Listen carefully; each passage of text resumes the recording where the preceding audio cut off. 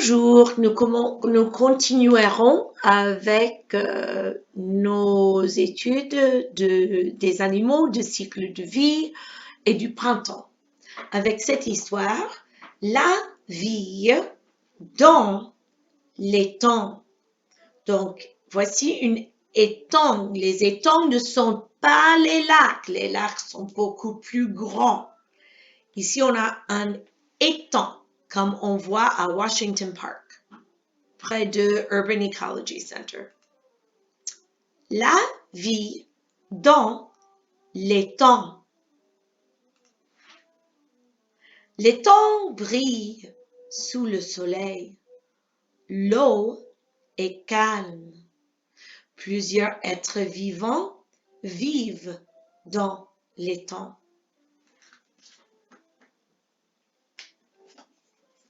L'étang est comme un petit monde. C'est là où demeurent, c'est-à-dire où vivent plusieurs plantes et poissons. C'est là où demeurent, où habitent de nombreux reptiles et d'autres animaux. Les canards mangent et jouent dans l'étang. Ils engloutissent de petites plantes et ils plongent. Ils vont en dessous de l'eau, ils vont sous l'eau pour attraper de petits poissons. Alors, savez-vous que les canards mangent des poissons? Maman canard regarde ses canetons apprendre à nager.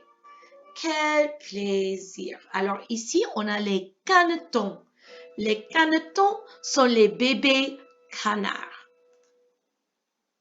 Les gros oiseaux. J'adore cet oiseau. C'est un héron. Les gros oiseaux, comme les petits, se nourrissent près de l'étang. Certains d'entre eux attrapent des insectes volants. Le grand héron bleu harponne un poisson et engloutit tout entier dans une seule bouchée, c'est-à-dire une seule bouchée comme ça. Comme c'est délicieux. La surface de l'eau est une couche mince. Ah, ce n'est pas une moustique. Je pense, vous pensez, c'est une moustique. Ce n'est pas. C'est pas. La surface de l'eau est une couche mince. Les insectes patinent, sautillent et flottent sur la surface. Les araignées d'eau, ce n'est pas vraiment une araignée, c'est une sorte de bestiole. Je compte 1, 2, 3, 4, 5, 6 pattes. Donc, c'est un insecte, mais on l'appelle cet insecte une araignée d'eau qui patine à l'aide de leurs longues pattes. Le colombole des neiges sautille sur l'eau grâce à sa queue. Allons-y. Les girafes tournoient sur l'eau. Ils ont des yeux sur chaque côté, leur permettant de voir en haut et en bas. Il n'y en a pas dans cette photo alors. Les nénuphars, avec leurs belles fleurs, flottent à la surface de l'eau. Leurs racines et leurs tiges sont sous l'eau, tout au fond. Alors, qu'est-ce que c'est que ça? Savez-vous?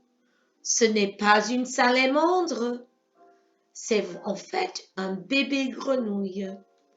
Au départ, les grenouilles sont des petits œufs dans l'eau.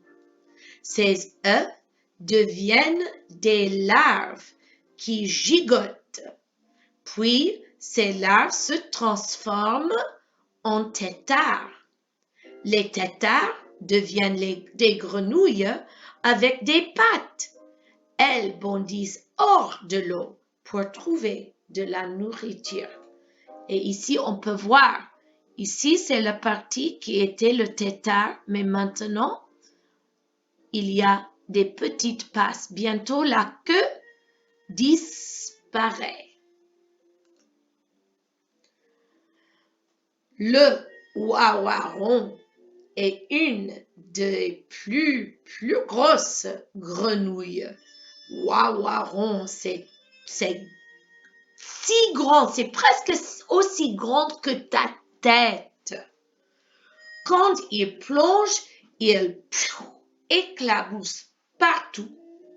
Il croasse très fort et on l'entend de très loin.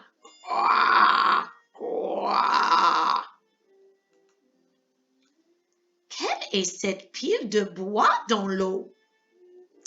Les castors ont bâti une maison pour leur famille. Quand le castor nage, il frappe l'eau avec sa queue. Clac! Pour se nourrir, les tortues de l'étang attrapent de petits poissons. En hiver, les tortues dorment dans la boue. Quand la température se réchauffe au printemps, elles prennent un bain de soleil sur un gros tronc d'arbre, sur un rondin, dans l'eau. Des poissons de toute taille et de toute couleur nagent dans l'étang. Ils respirent sous l'eau. Ici, ils ont des branchies pour respirer sous l'eau. Maman poisson pond ses œufs dans la boue. Plus tard, papa poisson surveille les alevins, les œufs. L'étang est un petit monde où les oiseaux et les poissons, les insectes et les tortues et beaucoup de plantes vivent tous ensemble. Quel monde de plaisir! Et vraiment, c'est vrai, les étangs sont les lieux préférés à Madame Ruth. C'est la fin.